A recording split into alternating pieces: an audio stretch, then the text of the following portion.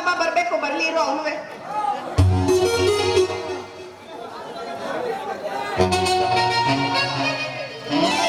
ನೋಡು ನಿನಗಿಂತ ನಿಮ್ಮ ಅಪ್ಪ ಎಷ್ಟು ಬುದ್ಧಿವಂತ. ಅದಕ್ಕೆ ಹೇಳೋದು ವಯಸ್ಸಲ್ಲಿರೋ ಹುಡುಗರಿಗಿಂತ ಮುದುಕರೇ ಬೆಳ್ತಾರೋ ಅಂತ. ಹೆಂಗೆ ನಿಮ್ಮ ಅಪ್ಪ ಹೆಂಗೆ ಹೊಳಿತಾರೆ? ಖಂಡಿತವಾಗ ಆಡಕ್ಕೋಸ್ಕರನಾದ್ರೂ ನಿನ್ ಮದುವೆ ಆಗ್ಬೇಕು ನನಗೆ. ನಿನ್ಗೆ ಯಾಕಪ್ಪ ಈ ವಯಸ್ಸಲ್ಲಿ ಮದುವೆ?